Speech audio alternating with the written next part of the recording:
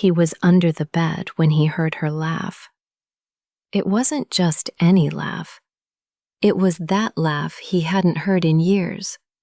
The one he thought had died along with the marriage. But it was alive. Only it wasn't for him anymore. 6 inches of wood and dust separated him from the woman he had chosen every day for 7 years, and from the man she had chosen in secret. He had a gift in his pocket, a silver pendant. 5 words engraved on it: "I choose you today and always." But as he lay there, motionless, suffocated by dust and betrayal, he realized something. Sometimes, the biggest mistake a good man can make is loving someone who never asked to be loved that way. He didn't scream. He didn't confront them. He didn't explode. He left in silence. He left the gift on the table, and he disappeared. What happens when an invisible man finally decides to be seen? What happens when kindness stops asking for permission and starts demanding respect? This is the story of a man who lost everything in a single night, and who gained something much more valuable in the process. A story about betrayal, dignity, and that kind of justice that doesn't shout, but never forgets. Stay with me, because what you are about to hear will prove that kindness is not weakness. It is simply a force that the world has not yet learned to measure.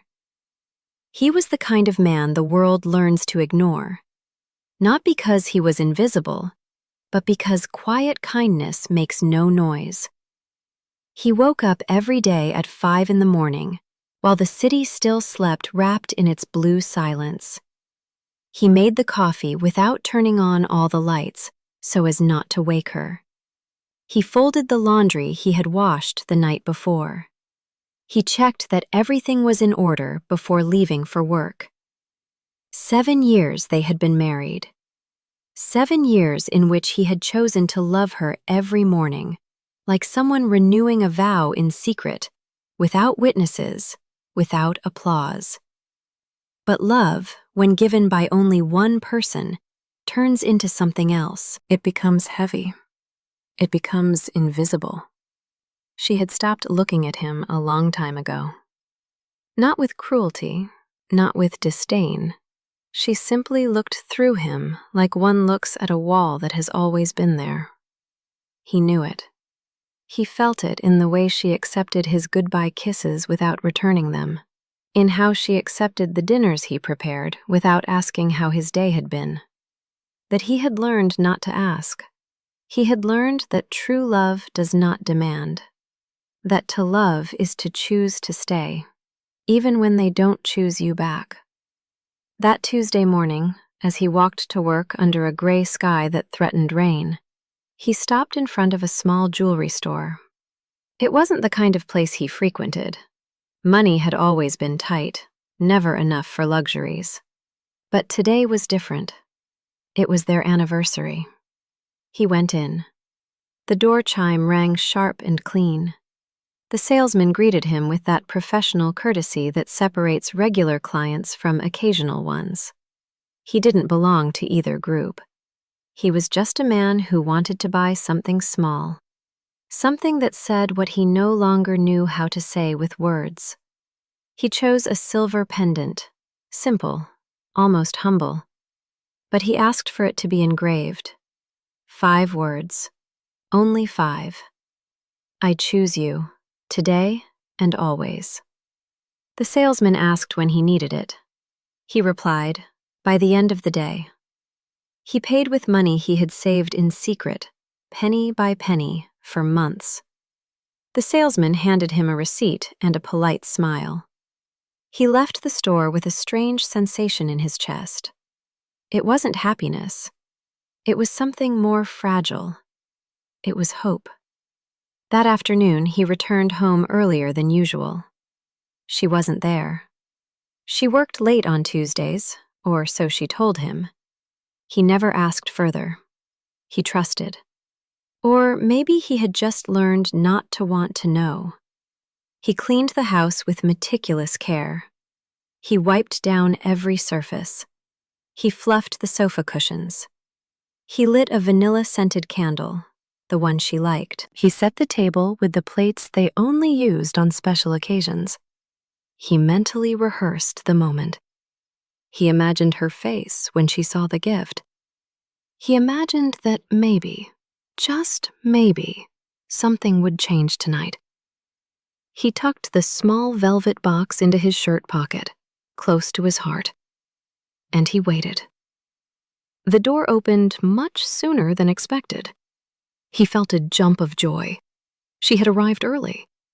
Maybe she remembered too. Maybe the love was still alive, hidden beneath the routine, waiting to be discovered again.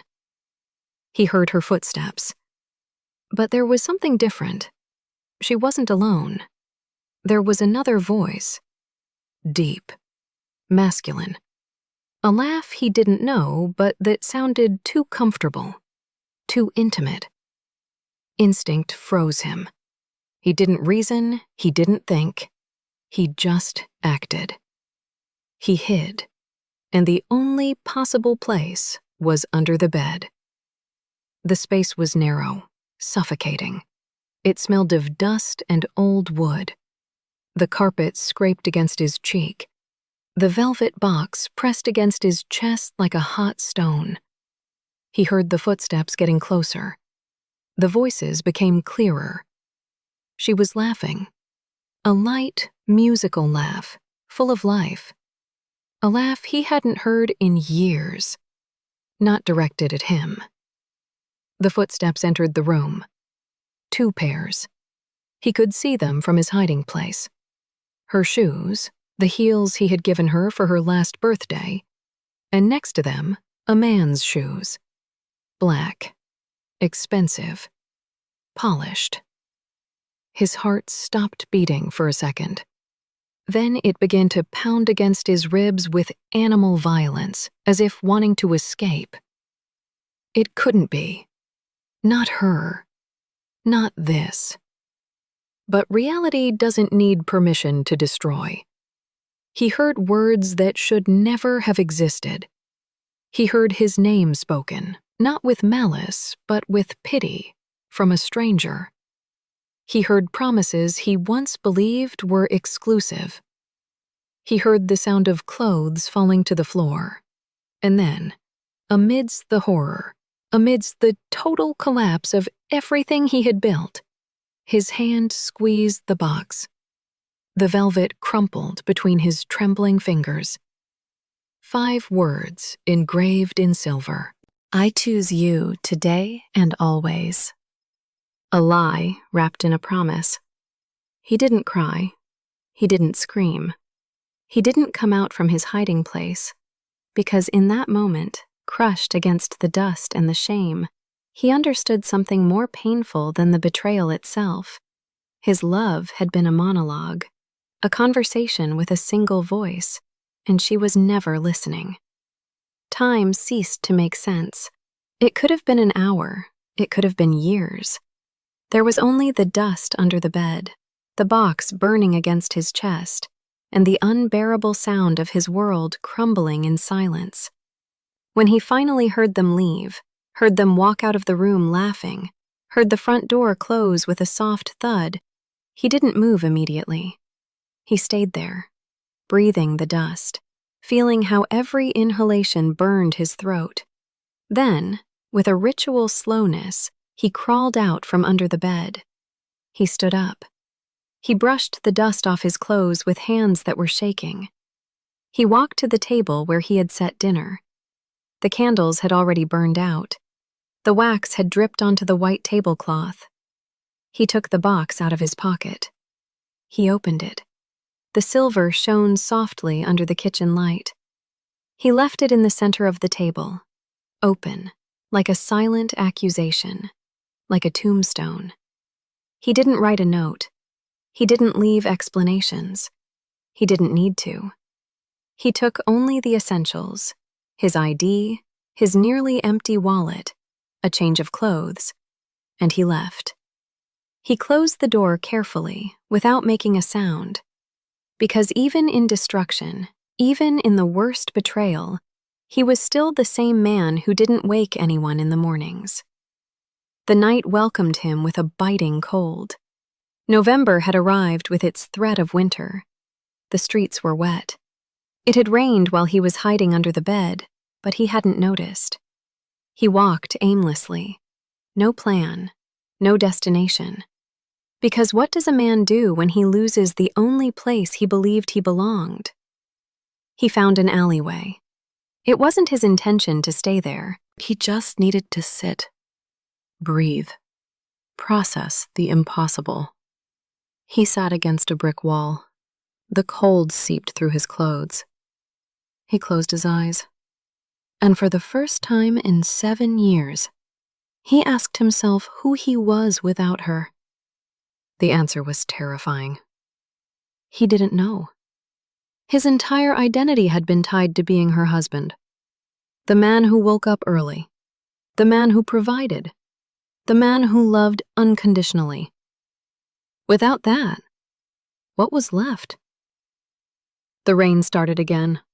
First soft, then intense. He didn't move. He let it soak him, as if the water could wash away something more than just clothes. He slept on the street that night, not because he didn't have options, but because all the options required a version of himself that no longer existed. When dawn broke, the sky was a pale, sickly gray. The city woke up around him.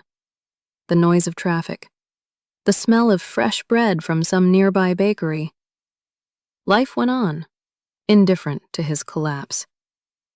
He got up. He felt every muscle protest. The cold had penetrated to his bones. He walked.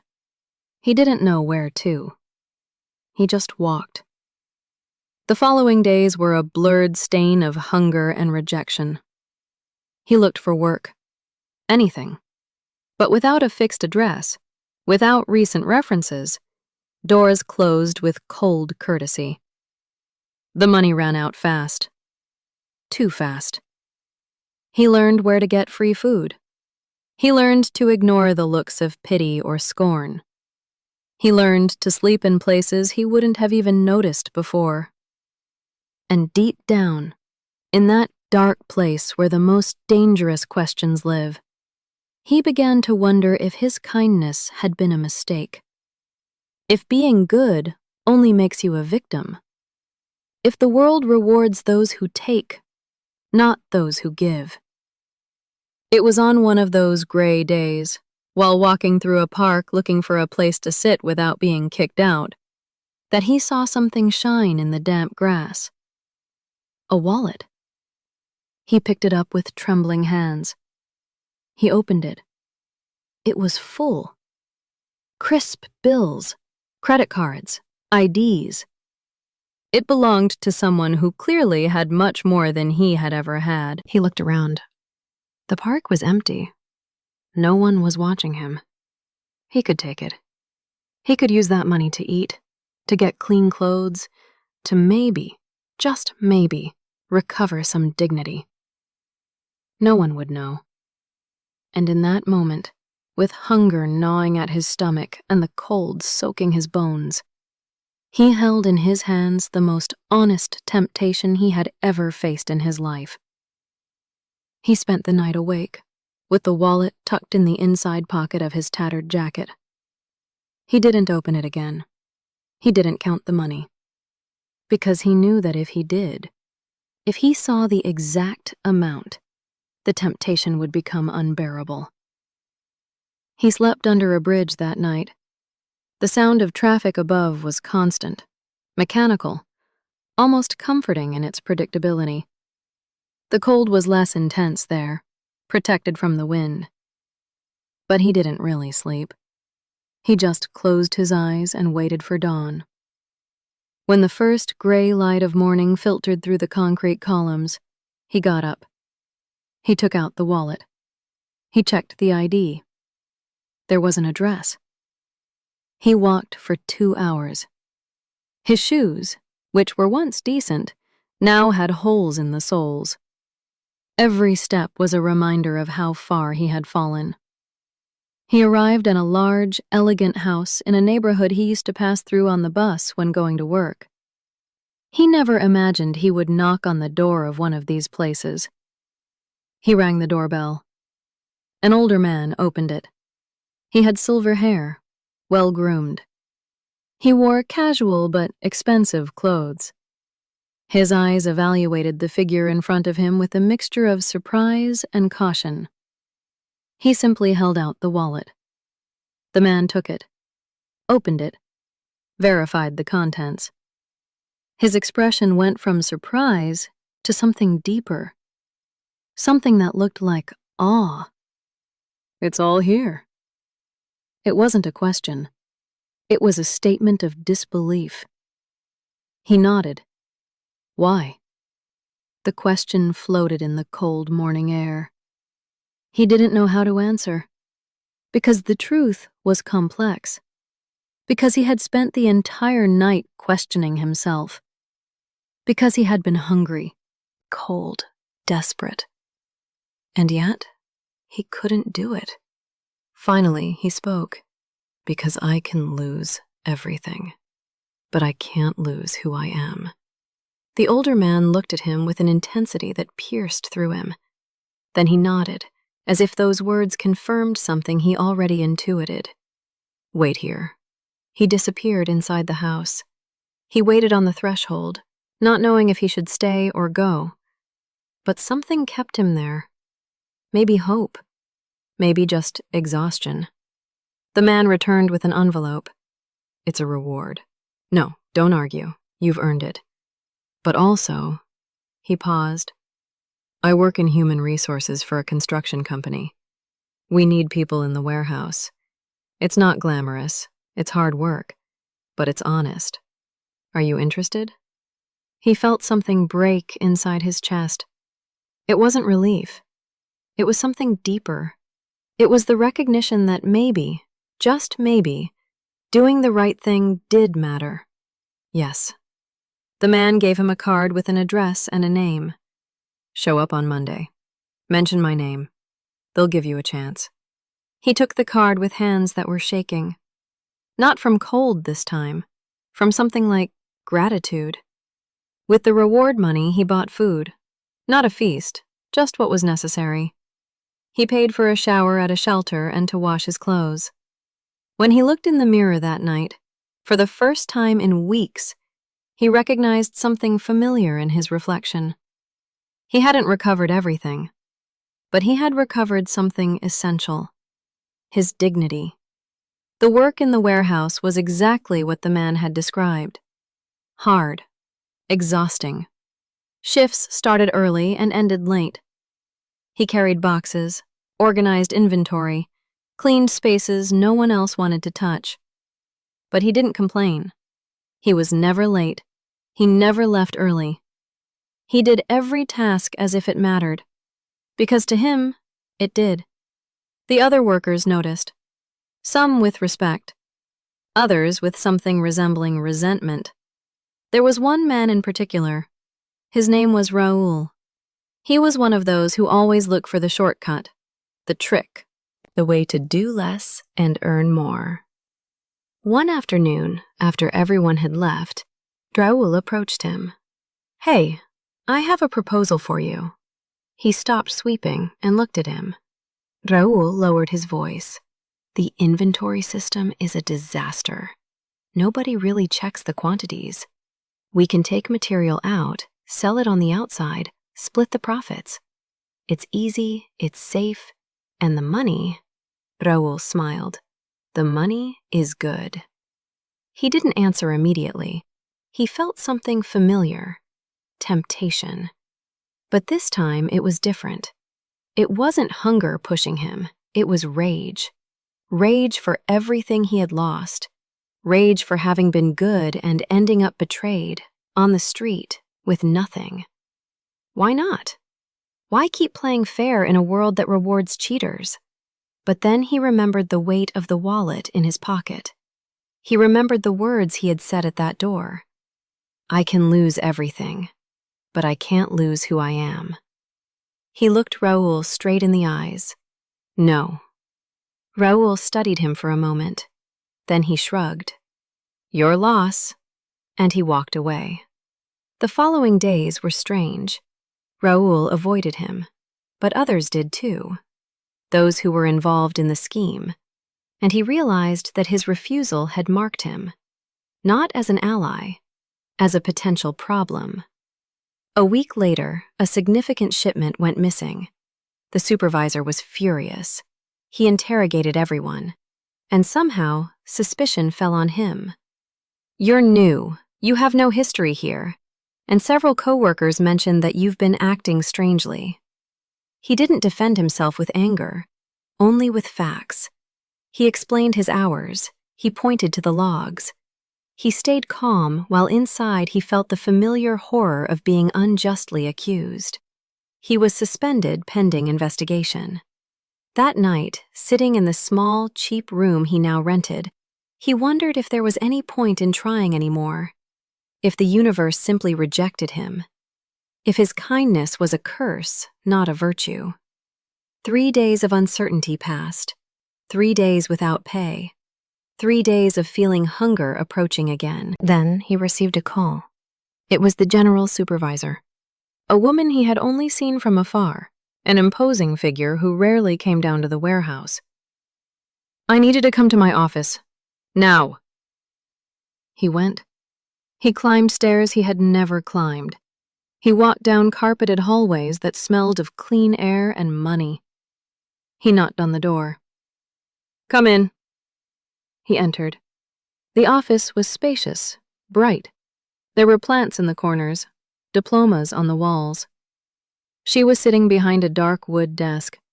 She was about 50, short hair, intelligent eyes that missed no detail. She stared at him. Sit down. He sat. We reviewed the security cameras, the ones that supposedly don't work. A small smile. We know who is involved in the theft. And we know you aren't one of them. In fact, she paused. We know they offered you a part in it, and you refused. He said nothing. He just waited. We also know you returned a wallet full of money when you were literally sleeping on the street. The man who hired you is my brother-in-law. He told me your story. Something in his chest tightened. She leaned forward. I don't find people like you often. People who choose integrity over convenience, who keep their principles even when no one is watching, even when it hurts. What do you want from me? The question came out more direct than he intended. She smiled. I want to offer you something more than carrying boxes.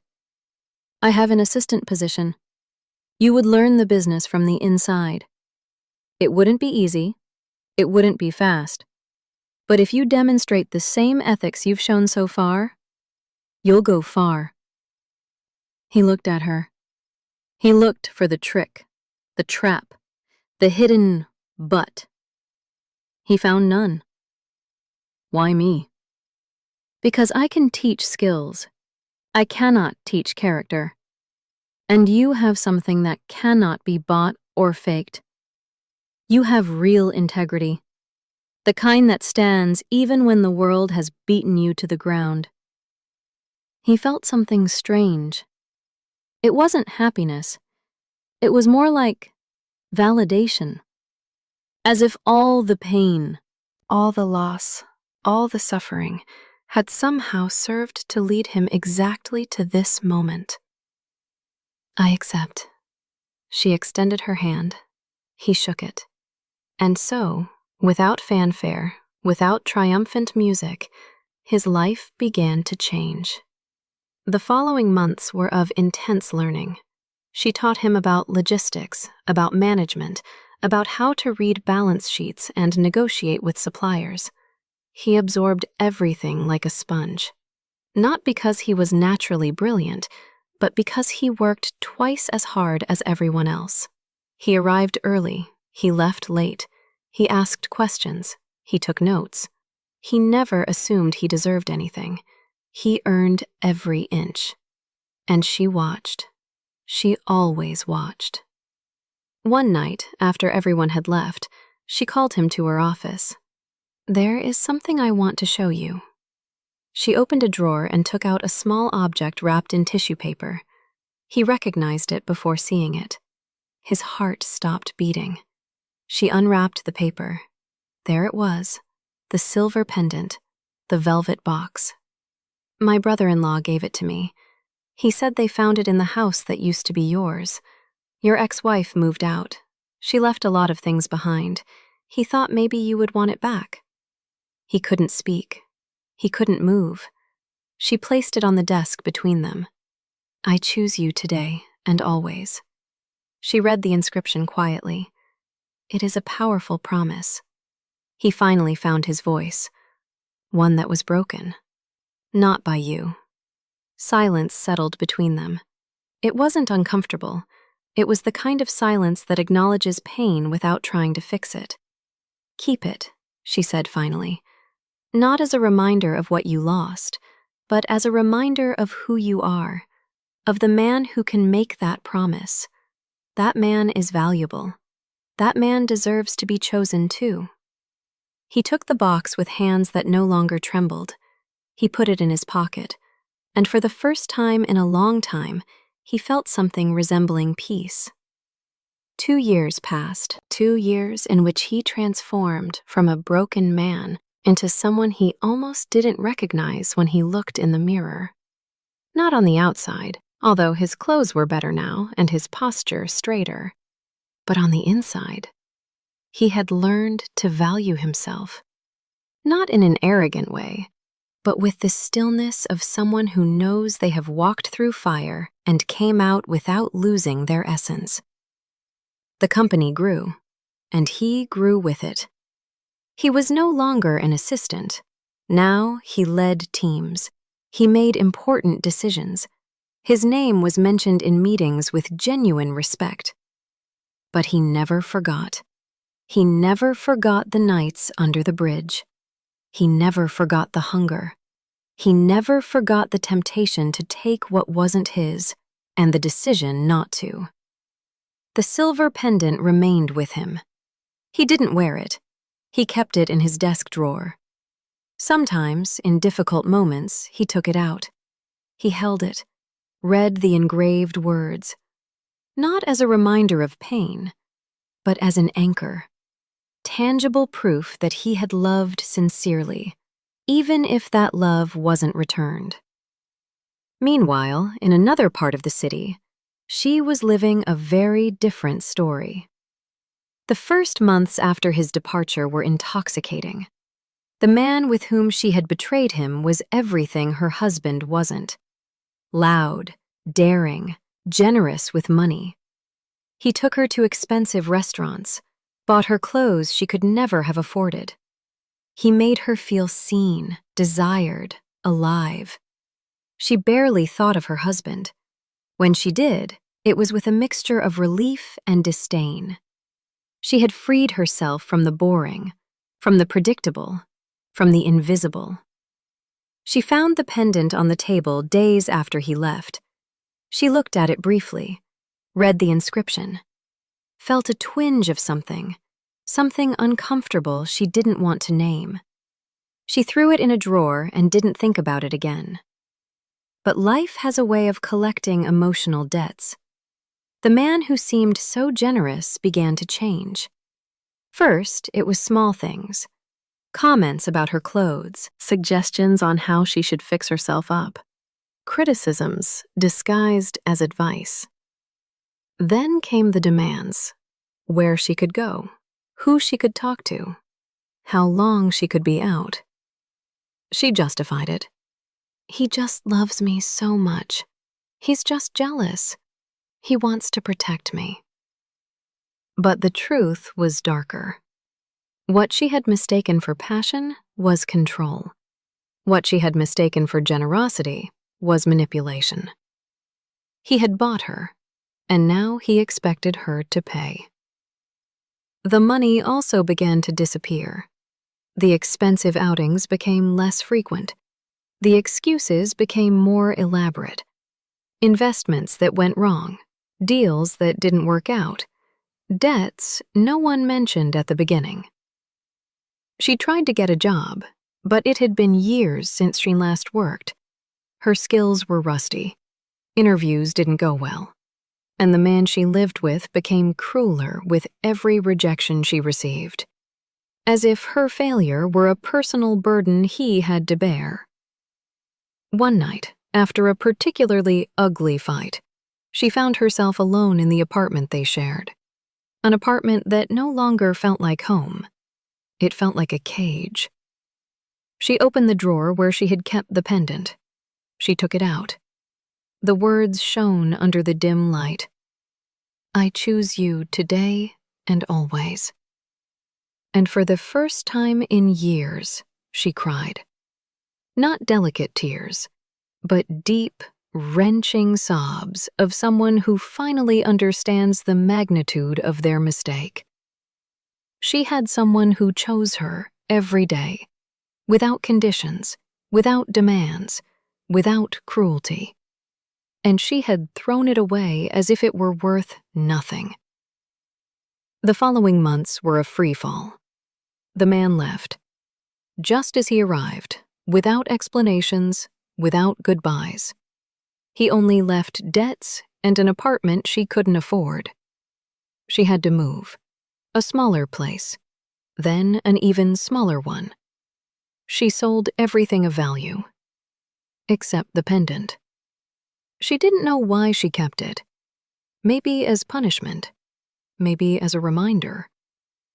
She sought help from friends, but the friends she had cultivated during those years of luxury were the kind who disappear when the money runs out. She was alone, truly alone, and the loneliness she felt was different from anything she had experienced before, because she knew it was self-inflicted. It was on one of those dark days, when despair was no longer an emotion but a permanent state, that she heard about a company that was helping people in difficult situations. They offered training programs, employment opportunities. She didn't know much about the company, only that it was her last hope. She called. They gave her an appointment. They asked her to bring her resume and references. The building was impressive, modern, glass and steel. She felt small walking through the revolving doors. The receptionist was kind, asked her to wait. She sat in a leather chair that probably cost more than everything she currently owned. She waited. And while she waited, she heard conversations around her. Employees talking with familiarity, with respect, about someone. A name they mentioned over and over. A name she knew better than any other. His name. Her heart stopped. It couldn't be. It had to be a coincidence. A namesake. Someone with the same name. But something in her chest told her no. Something ancestral, instinctive, screamed at her to run. But she didn't run. Because she had nowhere to go. An assistant appeared. Ma'am, they are waiting for you in the boardroom. She stood up on legs that threatened to give way. She followed the assistant down bright hallways. They went up in a silent elevator, stepped out onto a high floor. The boardroom door was closed. The assistant knocked. Come in. That voice. She would have recognized it anywhere. In a crowd. After 1,000 years. The door opened, and there he was, sitting at the head of a long table, dressed in an impeccable suit. Hair well cut, the relaxed posture of someone who belongs exactly where he is. But what impacted her most were his eyes. They no longer held that silent plea, that need for approval, that contained sadness. They were clear, calm, secure. He looked at her, and for a moment, just a moment, she saw a flicker of something. Surprise? Pain? Nothing? Then he smiled, a polite smile, professional. Sit down, please. She couldn't move. She couldn't breathe.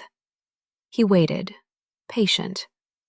Finally, she managed to walk to a chair.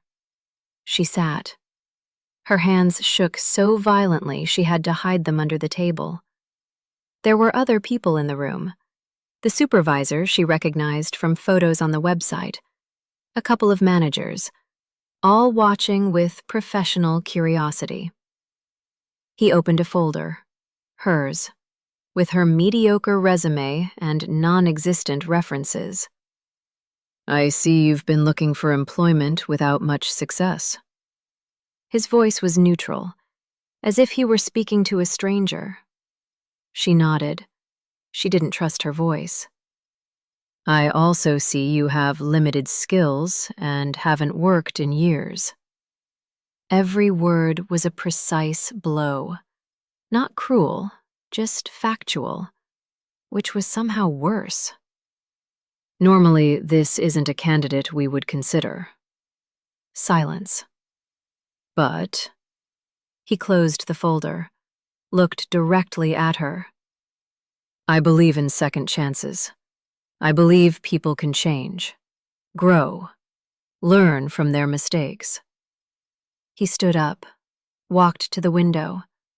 The city stretched out below them, bright and indifferent. I believe in giving opportunities to those who need them, because I was where you are now, with nothing, with no one. And someone gave me a chance when I didn't deserve it. He turned to her. So here is my offer. We have a training program. 3 months. It's intense, it's difficult. Many don't finish it.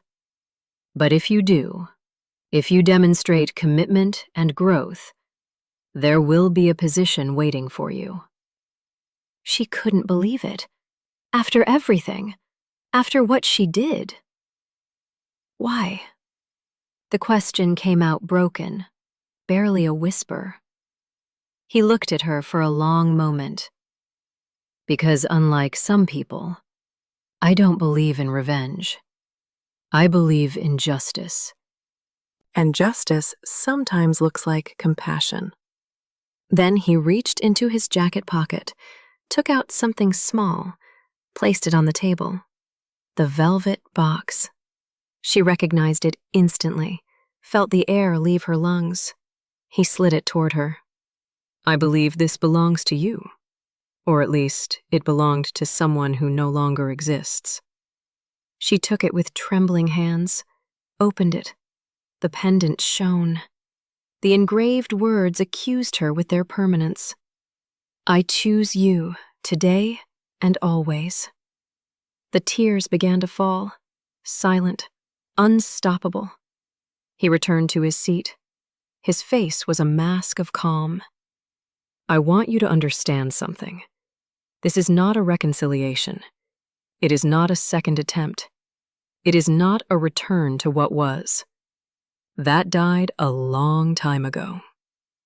Every word was a door closing, final, definitive. This is simply a job opportunity. Nothing more, nothing less. You can accept it or reject it. But if you accept it, it will be under the same conditions as everyone else. No special favors, no considerations for the past. Do you understand? She nodded, unable to speak. There is one last thing I need to say. He leaned forward. His eyes, those eyes that once looked at her with infinite adoration, now looked at her with an almost painful clarity. Thank you. The word floated in the air of the boardroom like something impossible. She looked at him without comprehension. Thank you for breaking me. His voice was soft but firm, without sarcasm, without bitterness. Because that night, when I was under the bed listening to how you destroyed everything I believed sacred, something inside me died. But it wasn't me who died. It was a version of me that needed to die. He stood up, walked slowly around the table. He didn't get close to her, just moved, as if he needed space for the words that were coming. I was a man who had confused sacrifice with love, who had confused invisibility with virtue, who believed that if I made myself small enough, quiet enough, useful enough, I would be worthy of being loved. He stopped in front of the window.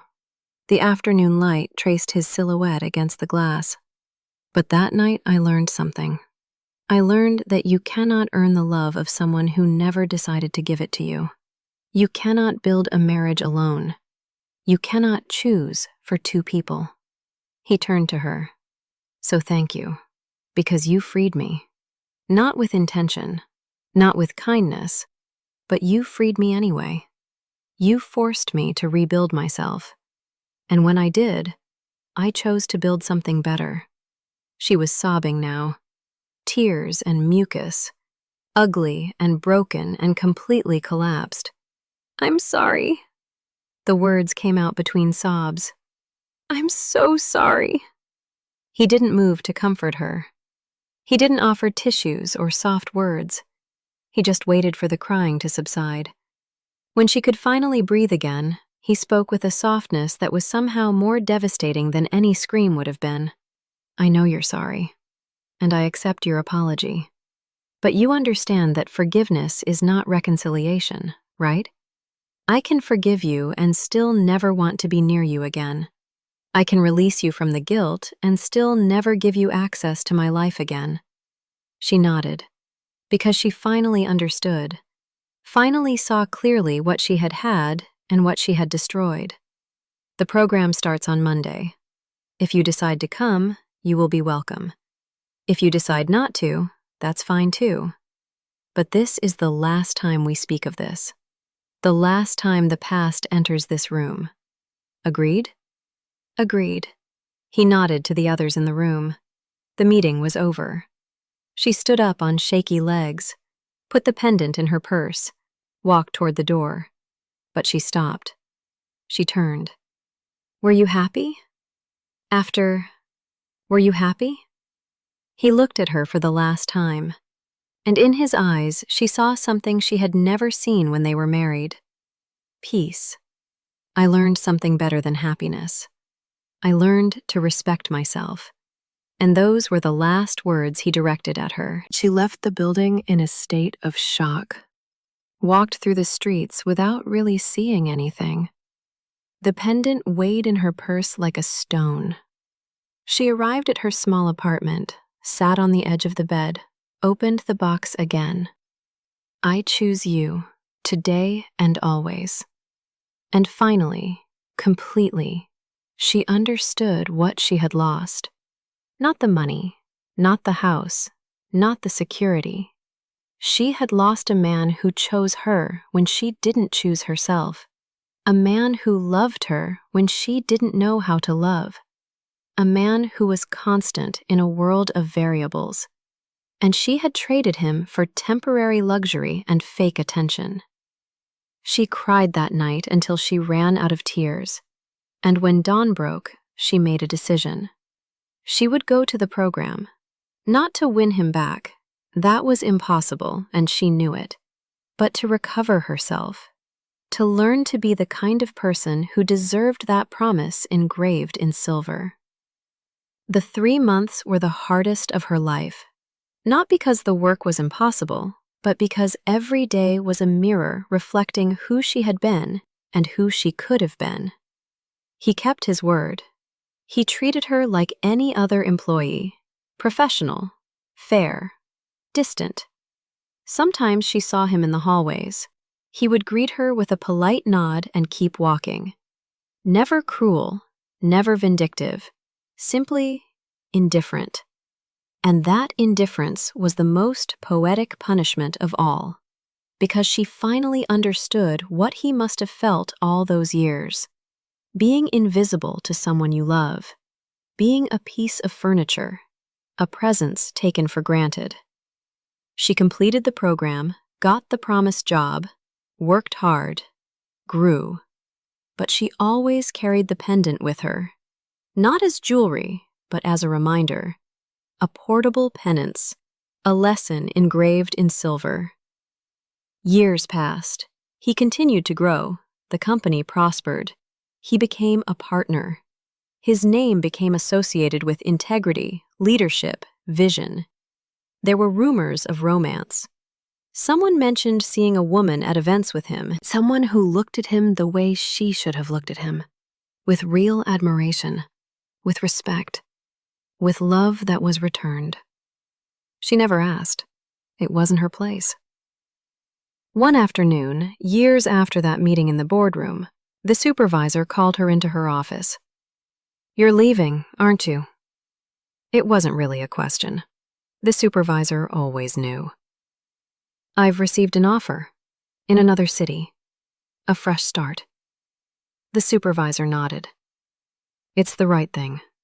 This place will always be a reminder."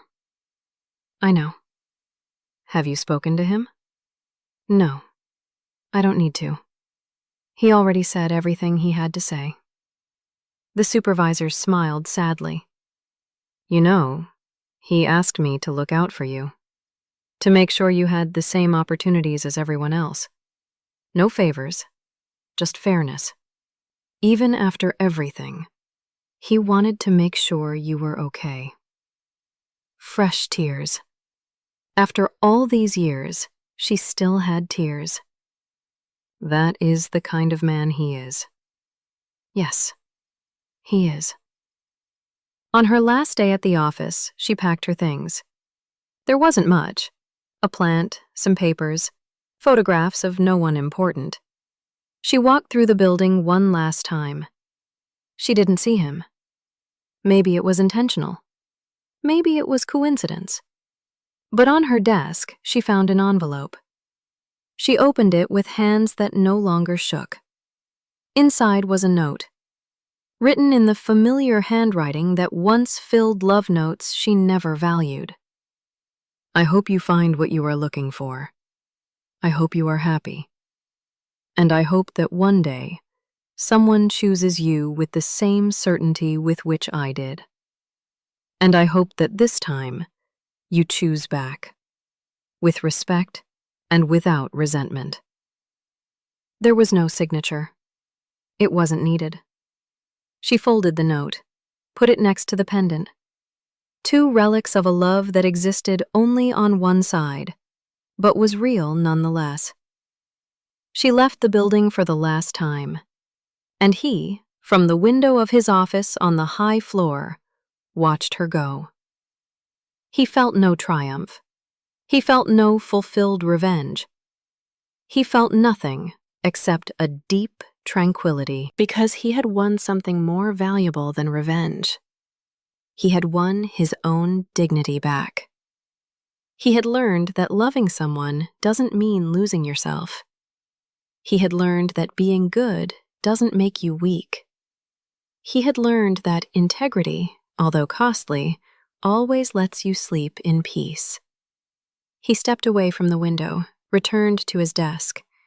There was work to do, lives to impact, people to mentor. And maybe, just maybe, there was someone out there who would choose him with the same intensity with which he had once chosen. But this time, he would know how to recognize the difference. This time, he would know that he deserved to be chosen too. Life went on, as it always does.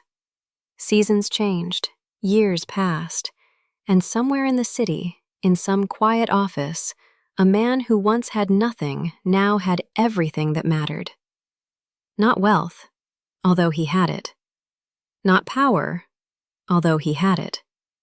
He had something better. He had peace. He had purpose. He had integrity.